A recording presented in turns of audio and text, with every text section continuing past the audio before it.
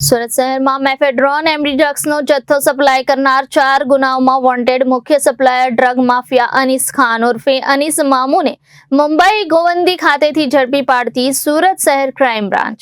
સુરત શહેર વિસ્તારમાં યુવાધન નશાના રવાડે ન ચડે તથા શહેરમાં નશાયુક્ત માદક પદાર્થોનું વેચાણ નેસ્ત નાબૂદ કરવા સારું no drugs in Surat city અભિયાન અંતર્ગત ગેરકાયદેસર માદક પદાર્થોની સપ્લાય કરતા માફિયાઓ તથા તેમની ગેંગના સિન્ડિકેટ સભ્યોને પકડી પાડવા અંગે આપેલ સૂચના મુજબ સુરત શહેરમાં ગેરકાયદેસર એનડીપીએસ એક્ટ હેઠળ આવતા તમામ દ્રવ્યોનો વેપાર ધંધો તેમજ હેરાફેરી કરતા આરોપીઓને પકડી પાડવા સૂચના આપવામાં આવી હતી, જે અનુસંધાને અલગ અલગ ટીમો વર્કઆઉટમાં હતી.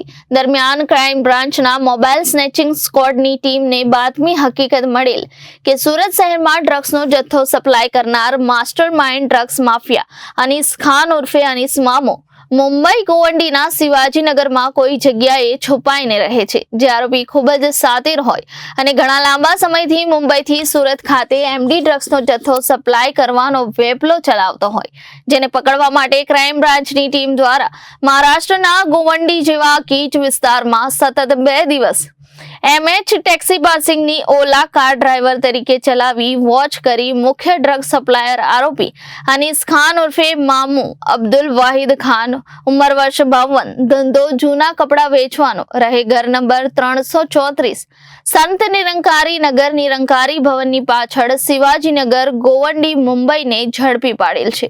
મજકૂર આરોપીની પૂછપરછ કરતા હકીકત જણાઈ આવેલ કે સુરત શહેરમાં ચોરી છુપીથી ડ્રગ્સ વેચાણ કરતા પેડલરો સાથે સંપર્ક કરીને તે ડ્રગ્સનો માલ લઈ પોતાના પેડલરો મારફતે સુરત શહેરમાં લાખો રૂપિયાના ડ્રગ્સનો જથ્થો મોકલતો હતો. આશરે 1 મહિના પહેલા અનીસ મામુ પોતાની બગમેન મોપેડ લઈને જતો હતો, ત્યારે તેનો એક્સિડન્ટ થતા એક પગમાં ફ્રેક્ચરની ઈજા થયેલ હતી, જેથી તે ચાલી શકે તેમ ન હોય.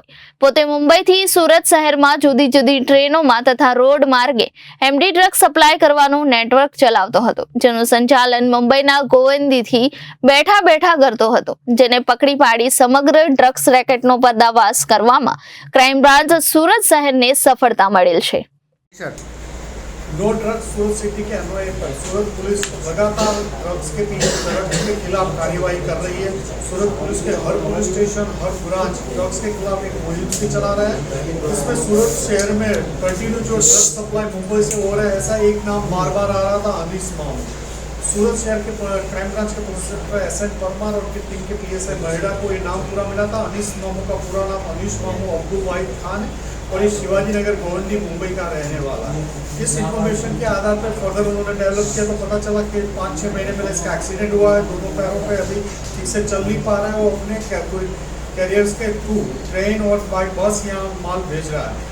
इस बात इन्फॉर्मेशन पे परसों एक ऑपरेशन लेट नाइट मुंबई में हाथ धरा गया था और वहाँ से अनीस मामू को पकड़ा गया, उसको अरेस्ट करके यहाँ ला चुके हैं. अभी तक 4 ऑफेंस में अनीस मामू का नाम आ चुका है, जिसमें मई महीने में सलामतपुरा पुलिस स्टेशन में तोकीर जो पकड़ा गया था 200 ग्राम जैसा उसके पास से माल मिला था, वो सप्लाई इसने की थी. फिर राबिया और एक आदमी हो उसके साथ रेलवे स्टेशन पे पकड़ा गया था, उसमें 250 ग्राम जैसा माल मिला था. इसके बाद पाल में से 30 ग्राम, फिर रांदेर में 31 ग्राम, ऐसे 4 केसों में इसका नाम आया हुआ था. तो इसकी काफ़ी पैरेलल सूरत में से अरेस्ट भी हो चुके हैं और इस केस की इन्वेस्टिगेशन चालू है. अनीस मामू को पकड़ने के लिए पुलिस को कितना मशक्कत करना पड़ा? पुलिस को अनीस मामू का नाम एड्रेस मिलने के बाद पुलिस को वहाँ ओला का ड्राइवर बन के 2 दिन तक पुलिस की टीम ने काम करने के बाद अनीस मामू को जो पैर में इंजरी थी वो आइडेंटिफाई करने में और बंदे को आइडेंटिफाई करने में लगे और उसके बाद उसको पकड़ा गया है. अनीस मामू के टच में और कितने ऐसे माफिया हैं? इन्वेस्टिगेशन चालू है तो अभी तो नहीं बता पाएंगे, लेकिन काफ़ी लोग पहले से रडार में और ये इसमें सर्वेलेंस रखे हुए हैं. सर, ये अनीस मामू का जैसे मास्टरमाइंड कोई और है कि यही है? और सूरत में मेन सप्लायर अनीस मामू को गिन सकते हो कि आप यही समझ लो कि लास्ट 6 महीने में 4 बार इसका नाम अलग अलग ऑफेंस में आ चुका है. तो एक बड़ी सप्लाई चेन सूरत की कट हो गई. सर, ऐसा भी जानने में आया कि सोशल मीडिया के थ्रू सूरत न्यूज़ के ऊपर नज़र रख रहा था, ऐसी कोई बात है? और नहीं, ये हमारे ध्यान में नहीं. सर, अनीस ये पेडलर के कांटेक्ट में कैसे है? और अनीस मामू यहाँ कपड़े का धंधा करता था सूरत में सलामतपुर में. तो काफ़ी लोगों के छोटे छोटे पैडलरों के ध्यान परिचय में आया हुआ, तो इन तरह से उसने सूरत में अपने कॉन्टेक्ट बढ़ाया. સુરત શહેરમાં Surat city no drug in Surat city અન્વયે સુરત પોલીસ સતત ડ્રગ વિરોધી કાર્યવાહી કરતી રહે છે. એમના દરેક પ્રોગ્રામ, દરેક ઇવેન્ટમાં ડ્રગ્સની નાબૂદી એ એમનો એક પાયાનો મુદ્દો છે. આ અન્વયે સુરત શહેરમાં છેલ્લા 8 મહિનામાં કન્ટિન્યુ અસંખ્ય કેસો કરવામાં આવ્યા છે. જેમાં સુરતમાં જે એમડી ડ્રગ્સ છે એ મોટા ભાગે મુંબઈથી આવતું હતું અને આ ડ્રગ્સ સપ્લાય કરનારમાં એક નામ વારંવાર આવતું હતું, જેને અનીસ મામુ તરીકે, અનીસ મામુ એટલું જ નામ આવતું હતું કે અનીસ મામુ તરીકે ઓળખાય છે. આ માણસને આઈડેન્ટિફાઈ ક્રાઇમ બ્રાન્ચ છેલ્લા 5 મહિનાથી એની પાછળ લાગેલી હતી અને જ્યારે એની ખબર પડી કે અનીસ મામુનું પૂરું નામ અનીસ ઉર્ફે અનીસ મામુ અબ્દુલ વાહિદ ખાન છે અને તે શિવાજીનગર મુંબઈનો ભિવંડીનો રહેવાસી છે. એ આધારે ક્રાઇમ બ્રાન્ચની પોલીસ ઇન્સ્પેક્ટર SN પરમાર અને PSI મહેડા દ્વારા પરમ દિવસે એક ઓપરેશન મુંબઈમાં હાથ ધરવામાં આવ્યું અને ત્યાં ઓલા કેબના ડ્રાઈવર બની 2 દિવસ ગોંડી એરિયામાં ત્યાં શિવાજીનગરમાં રહ્યા. અનીસ મામુને આઈડેન્ટિફાઈ કરવામાં આવ્યો હતો. એના 6 માસ પહેલાં એક એક્સિડન્ટ થયું હતું, એક હિન્ટ પણ મળી હતી જેમાં એના 2 પગમાં એક્સિડન્ટમાં વાગેલું છે. આ આધારે પરમ દિવસે કાલે પકડવામાં આવ્યો છે અને એને પકડીને અહીંયા લાવી વધુ પૂછપરછ કરવામાં આવી. અનીસને સુરત શહેરમાં 4 જેટલા કેસોમાં એનું નામ ખોલવામાં આવ્યું છે. અલગ અલગ કેસોમાં વોન્ટેડ છે, જેમાંથી સુરતમાં એમડી ડ્રગ્સ સપ્લાય કરવામાં આવ્યું છે. જે મે મહિનામાં સલાબતપુરા વિસ્તારમાંથી જે 200 ગ્રામ જેટલું એમડી પકડાણ હતું. જૂન મહિનામાં રેલવે સ્ટેશન પાસેથી રાબિયા અને જે 2 જણા પકડાયા હતા જેની પાસેથી અંદાજે 250 ગ્રામ જેટલું ડ્રગ્સ મળી આવ્યું હતું. આ ઉપરાંત પાલ હોટલમાંથી, રાંદેર વિસ્તારમાંથી અલગ અલગ લોકો જે પકડાયેલા હતા.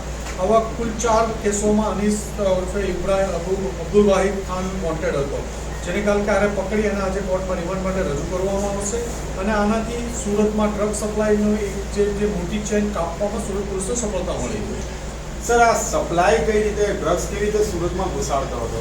આ પોતાના અલગ અલગ માણસો મારફતે, પોતાના કેરિયરો મારફતે, જેમ કે રાબિયા હતી, રાબિયા 2 ટ્રીપ સુરતમાં 2 થી 3 ટ્રીપ મારી ગઈ હતી. રાબિયા એની સાથે સકીફ કરીને હતો, એ બંને પગાયા સુરતમાં રેલવે મારફતે અથવા રોડના ટ્રેન, લક્ઝરી બસોમાં અલગ અલગ રીતે સુરતમાં આવી અને અહીંયા સપ્લાય કરતા હતા. અનીસ મામુ છે એ પહેલાં સુરતમાં રોડ પર કપડાનો ધંધો કરતો હતો એટલે સુરતના ઘણા બધા લોકોના ધીરે ધીરે સંપર્કમાં આવ્યો હતો અને આ પેટ્રોલર, નાના નાના પેટ્રોલરો સાથે મિત્રતા કરી અને મુંબઈથી મોટા ક્વોન્ટિટીમાં મોકલી અને નાના સપ્લાય અલગ અલગ લોકોને કરતો હતો. અનીસ મામુ કેટલું કમિશન ચૂકવતો હતો? અનીસ મામુ જે લાવવા માટેના ખર્ચા આપતો હતો, દરેક ટ્રીપ દિવસ માણસને 5 થી 10 હજાર રૂપિયા જેટલું કમિશન જે ટ્રીપ લઈને આવે છે એને 10 હજાર રૂપિયા જેવા પૈસા આપતો હતો અને એને પણ સારું એવું કમિશન મળતું હતું આ ધંધામાં. સુરત સિવાય કેટલા અન્ય રાજ્યો છે અને કેટલા શહેરો છે?